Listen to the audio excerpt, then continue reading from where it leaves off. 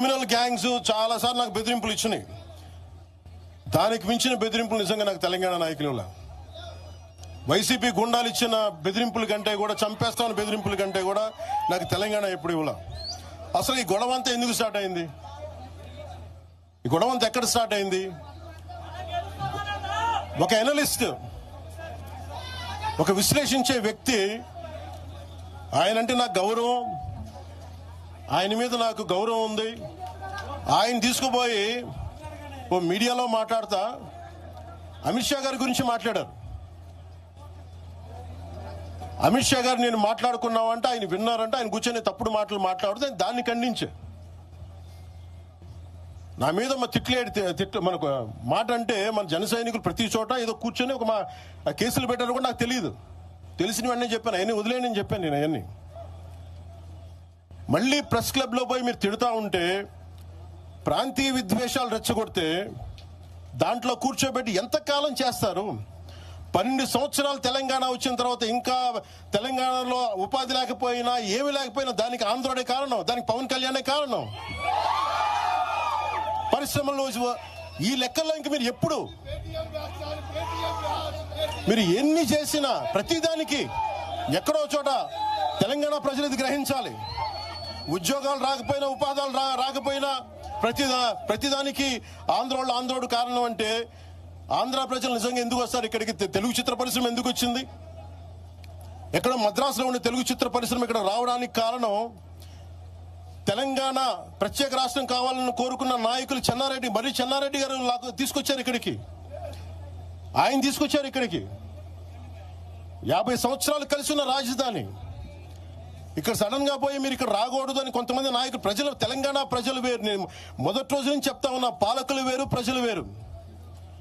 తెలంగాణకి అన్యాయం చేసిన పాలకుల్ని, దాంట్లో పవన్ కళ్యాణ్ కూడా వాడిని కూడా ఉరిదీశాను పర్లా. పాలకులు వేరు, ప్రజలు వేరు. మీరు పాలకులను తిట్టుకున్న ప్రజలను తిడితే, విద్వేషాలు రెచ్చగొడితే ఈ దేశం ఎటుపోద్ది? సూరత్ లో తెలుగు ప్రజలు ఉన్నారు. రేపు వచ్చిన గుజరాతీ మనుషులందరూ గుజరాతీస్ అందరూ కూర్చొని తెలుగోళ్ళు ఇక్కడ ఉండకూడదంటే కుదురుద్ది అక్కడ?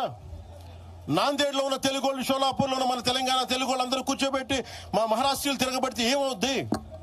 దేశం నిలబడద్దా? దేశం ఒకటిగా ఉంటుందా? ఎంతకాలం తిడతారు? ఎంతకాలం? నేను అమిత్ షా గారిని అన్నారని చెప్పి నేను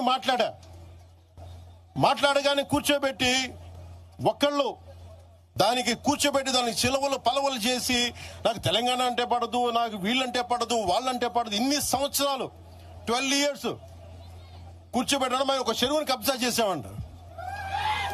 నాకేం పనిలేదా?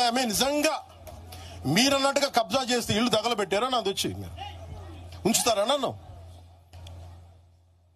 ఒక్కొక్కళ్ళు కూర్చోబెట్టి 111 జీవోలు ఏమేం చేశారు అటు చూసిపోండి, అటు చూడండి. నిజంగా ఈ రోజున తెలంగాణ రాష్ట్ర ముఖ్యమంత్రి గారికి చెప్తున్నా, రేవంత్ రెడ్డి గారికి చెప్తున్నా,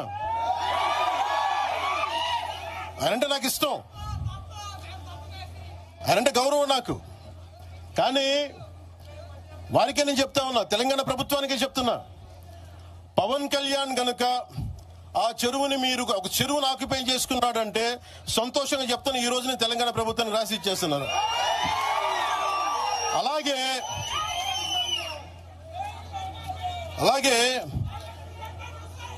లెఫ్ట్ మేము వామపక్షవాదులు అని చెప్పి ఒక ఎనలిస్ట్ మాట్లాడతా, ఇది ఎలా ఉంటదంటే, ప్రపంచ కార్మికులారా ఏకం కండి అని చెప్పే వామపక్ష భావజాలం ఈ రోజున ప్రాంతీయతకు వచ్చింది. ఆ వామపక్ష భావజాలం చెప్పే వ్యక్తి అనలిస్ట్ ప్రకారం ప్రపంచ కార్మికులారా ఏకం కండి చెప్పే వామపక్ష భావజాలం ఈ రోజు ఎక్కడికి వచ్చింది? ఆయన చెప్పిన విధానం ప్రకారం ప్రాంతీయతకు వచ్చింది. కమ్యూనిజం ఎందుకు చచ్చిపోయిందండి? ఇలాంటి వాటి వల్ల చచ్చిపోద్ది. ఈరోజు గద్దర్ గురించి మాట్లాడతారు. బండెనక బండి కట్టి 16 బండ్లు కట్టి ఏ బండిలో పోతాం నిజాం సర్కార్ ఓడా అంటే అది ఈ రోజు మాకు వచ్చిన ప్రేమ కాదు. మాకు అది నా చిన్నప్పుడు చెప్పాను ఆ మాట, తర్వాత ఫస్ట్ మీటింగ్ లో చెప్పా.